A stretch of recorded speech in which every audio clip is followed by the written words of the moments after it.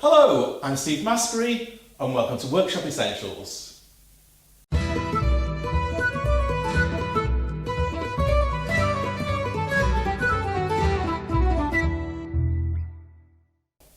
I've finally got all my carcass panels lipped and they're all nice and square and I'm very pleased with them and everything, but I thought I'd just do a little check to make sure that what I've ended up with is exactly the same as what I'm aiming for. So I've laid out a sort of proxy assembly.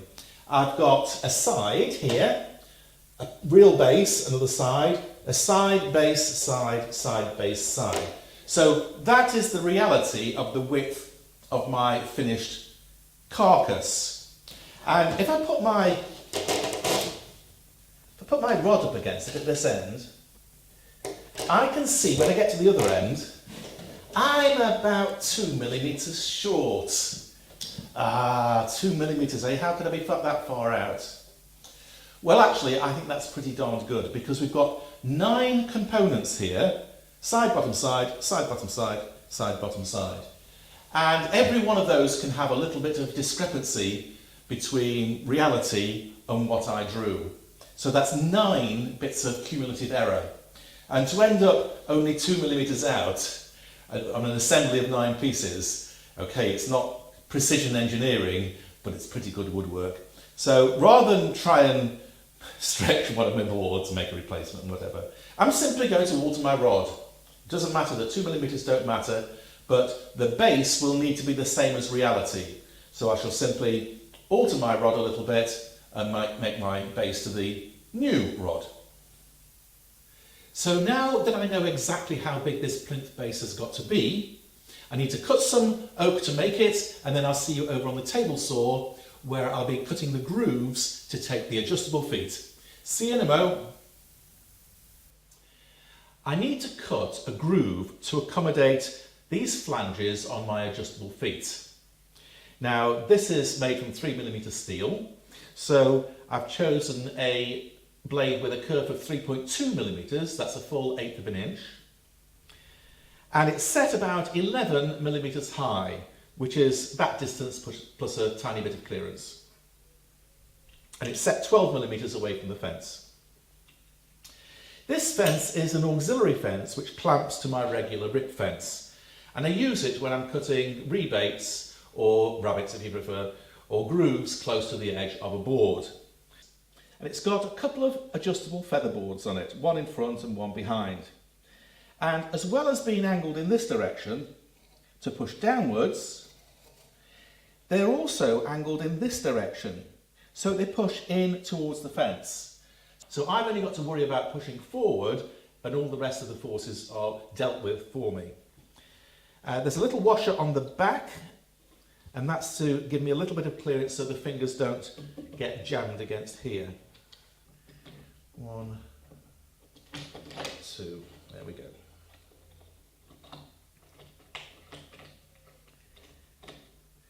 And that can be adjusted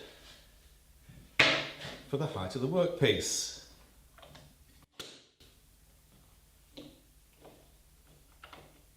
And now that's very difficult indeed to pull back. I'm not going to get any kickback from that. I've also got a guard, which it's got a little alignment key there, that fits on there like that. And that too is adjustable for the height of the workpiece. A little bit higher. Perfect. And that is set up to go.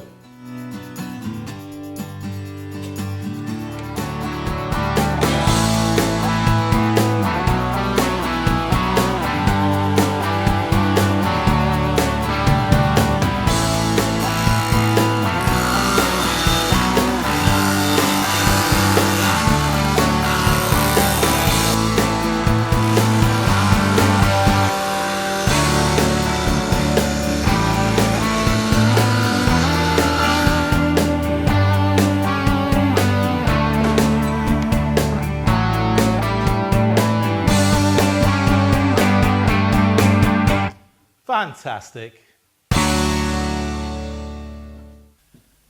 Now I've thought long and hard about how I'm going to join these four corners together for the plinth. I can't just butt joint them because the groove will show at the end.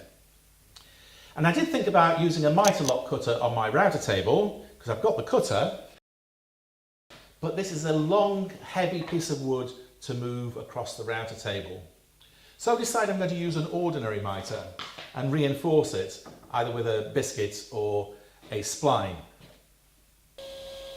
I've cut this mitre on my sliding compound mitre saw.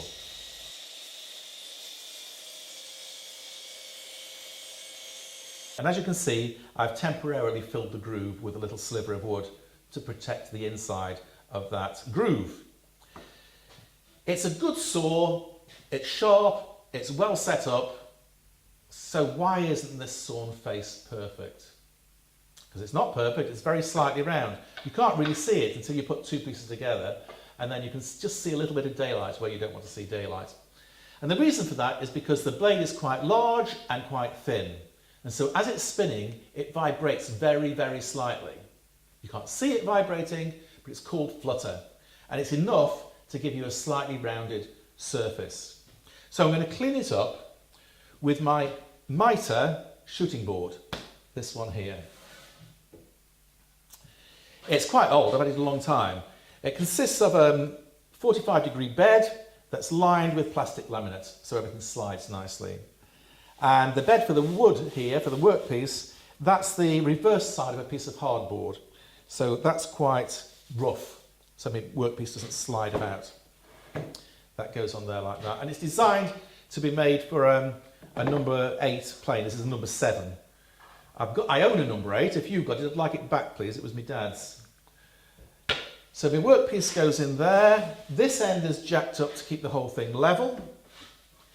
And I put it against the back edge like that. Now, this back edge is adjustable because it does wear. So when this edge starts to get a little bit worn, I can undo those screws, slide it up very slightly, and I've got a new back edge. So this goes against that, and I want it just so that I can catch it with my fingernail. That's too much. That'll do. And that goes in there like that. Let me see what I'm doing.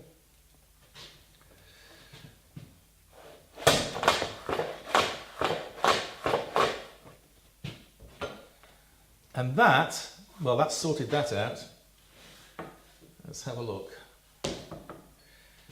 So that is square in that direction, bob on. It is flat. I've got a light over there and I can't see any daylight through that. Good.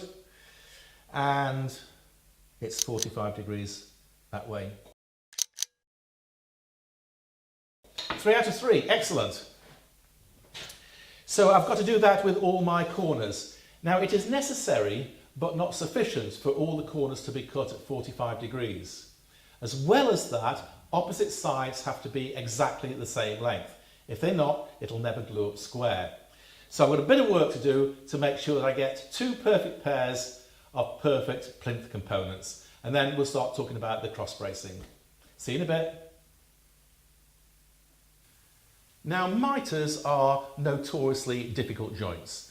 They're difficult to cut, they're difficult to clamp, they're difficult to align. And they're not even that strong when you've done it, because we're dealing with virtually 50% end grain all the time. But I can improve on a number of those weaknesses with the addition of a biscuit, and this is a size 20 biscuit. That's going to go in there, and it will help enormously with the strength, and it will also help to stop them sliding out of place when I clamp up. I've got an issue of where I put it. On the one hand, I want it to be as close to the point as possible because I want the point to stay nice and tight. I don't want it to open up. On the other hand, if I get too close to the point, then I run the risk of poking out on this face, which is seen. So obviously I don't want to do that. So I'm going to aim for somewhere in the middle. Now I need an alignment, a centre line there for my biscuit jointer. And this biscuit jointer has got a preset for 45 degrees. You can hear it clicking into place.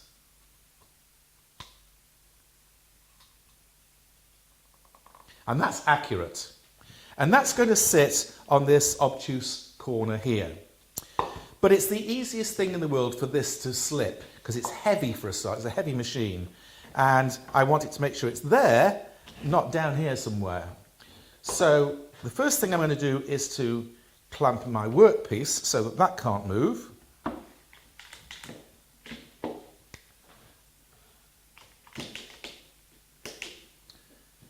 And now I can concentrate on keeping that hard on that edge there.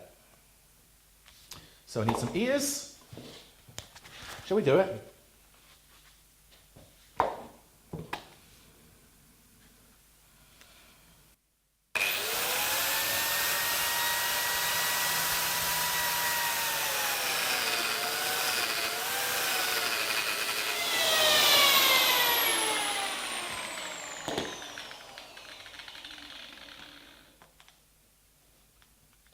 Very nice, thank you. This plinth base is going to have two cross members, and I want them to be directly underneath the sides of the centre cabinet. And the easiest way of marking that out is directly from my proxy assembly. So I've got my proxy sides in place, and here's my plinth, like that. Now if I just make sure that it's aligned correctly, like that, it is, and just check this end. Well, of course it is. Well, how could it be anything else? I can now mark off directly onto my plinth where these centre sides are going to be. So I want to sit between those two pencil marks there, and I want it to sit between these two pencil marks here. And that way, the whole weight of the wardrobe will be transferred directly through the cabinet sides onto those adjustable feet.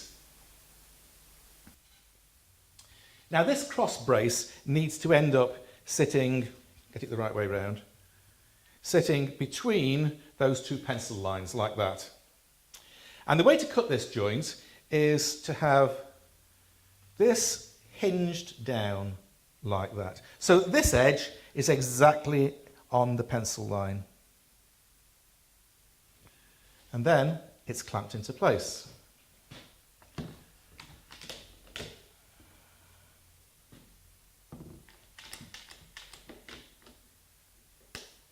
Now normally, of course, we reference off this face of the biscuit jointer. But for a job like this, we're going to reference off this face. It's also got a centre line on it. So I need a centre line on my workpiece like that. And it just so happens that this blade comes out at a height which is almost exactly in the centre of this board. If it was too low, I could put a shim on there to bring this up a little bit, but I don't need to. That's exactly what I want, really. So I'm using the alignment mark here, in line with my pencil mark, to cut the horizontal cut.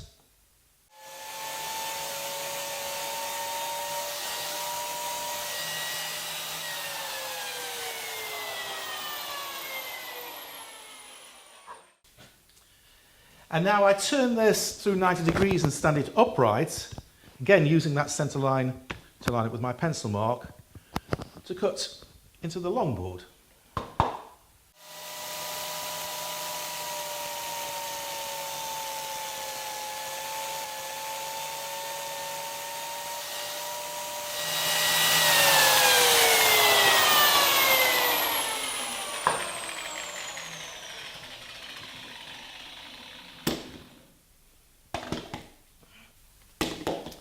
And now when a biscuit goes in there, that will sit exactly between those two pencil lines. I have finally finished gluing up my base, and I have to say I'm feeling very smug about it because the diagonals are the same to the millimetre and all my joints are tight. I've had a little bit of glue squeeze out to clean up, but apart from that, nothing terrible has happened at all. I have got a bit of black staining, which means I've been a bit careless with the steel from the clamps at some point and wet glue. So there's a little bit of black and on the underside as well. But fortunately, it's not where it's ever going to be seen. So I've got away with it, but I really ought to be more careful. I've glued in all my foot plates and I've given them a coat of paint, a couple of coats of paint, because they're steel. And although they came bright zinc plated, steel and oak are not good bedfellows. The steel rusts and the oak goes black like that. So I've given them a couple of coats of paint to try and keep the tannin and the steel apart from each other, and I'm fitting them with stainless steel screws. So that gets you the right way round, Steve. There we go. That goes in there like that. You can't stick the screws on the end of your screwdriver because they're not magnetic, these stainless.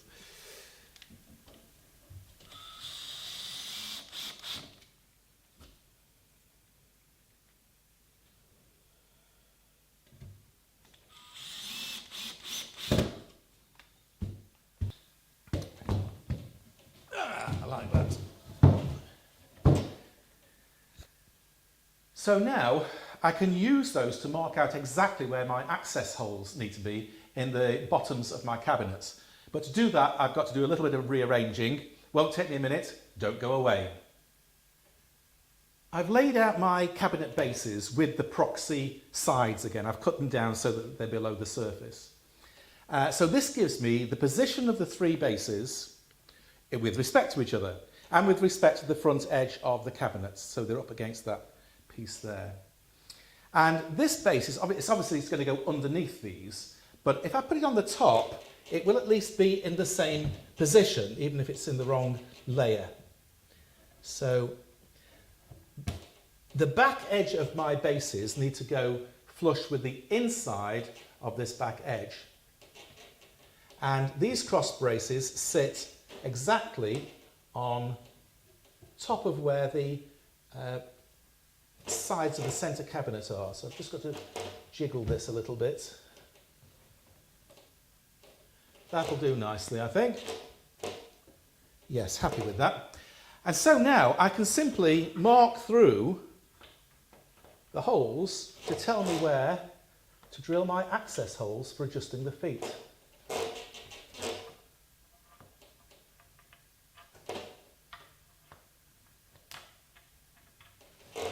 Can't go wrong.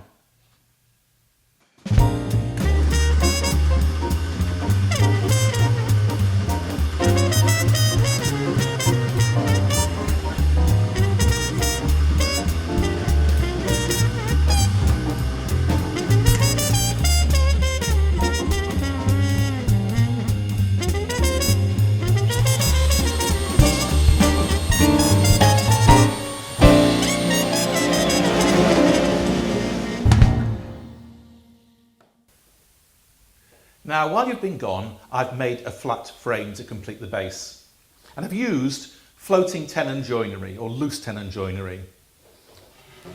I could have done a normal, traditional mortise and tenon joint. I've got a hollow chisel mortiser and I've got a very good router jig for cutting mortises.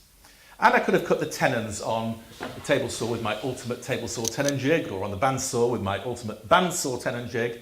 But I've got a domino, and this is the perfect scale of joinery for which it was intended. So that's what I've used. It doesn't do a better job, it just does it faster. So I've got some glue squeeze out to clean up and some pencil marks and stuff like that.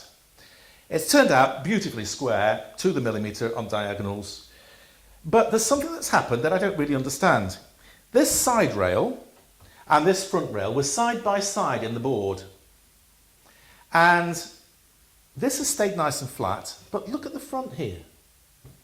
I've got about 10 millimetres of spring there, and I don't understand why that's moved and this has stayed flat. It doesn't matter because this is going to be screwed down, but it's just curious. I've been very careful to size these members so that they don't foul my access to the adjustable feet. So now I've got to clean up and then put a thumbnail moulding or a fingernail moulding around the three edges on the router table and then screw it down.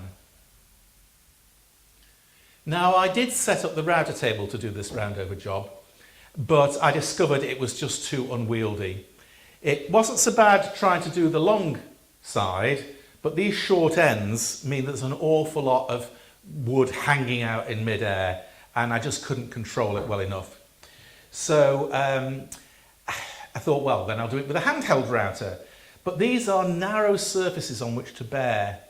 And if you rely on a bearing on such thin timber to get a roundover, the bearing has to be beyond the midpoint of the thickness. So when you turn it over, then you end up with an uneven roundedness. It's more round on the top than the bottom, or the other way around. So I'm going to do it the hard way, block plane, lots of time, but at least it'll be quiet.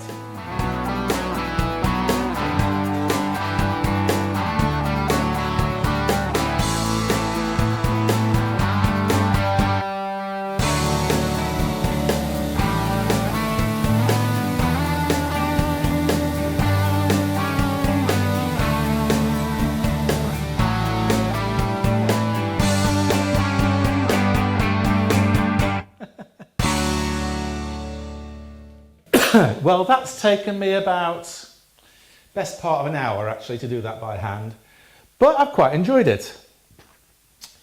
And so all I need to do now is to screw it down. The problem with screwing down this frame is that I can't see exactly where the rail is underneath. So to find that out, I use an adjustable square like this and transfer the distance from underneath to the top. And I do that on both sides. So I can mark halfway between the two. And that tells me where to drill. So this is a 1/16 of an inch drill.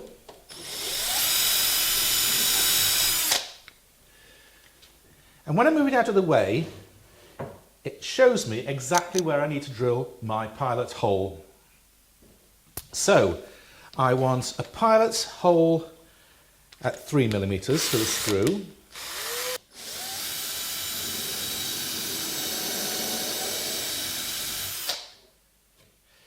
And then I need a 5.5mm hole in there for the shank of the screw.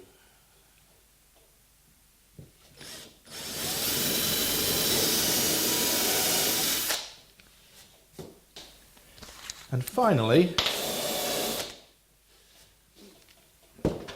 and so that should make a very nice hole for my brass screw there, like that. Perfect. So that'll go in there with a bit of wax, and then I'll be done. Gosh.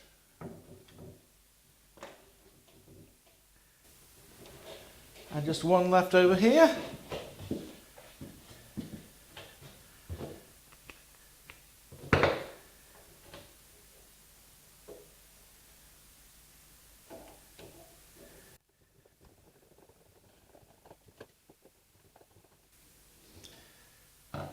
And that is it. One finished base. It just needs a couple of coats of oil and I'm done. So that's it for this episode of Workshop Essentials. Thank you very much for watching, and until the next time, enjoy your workshop. Cheerio.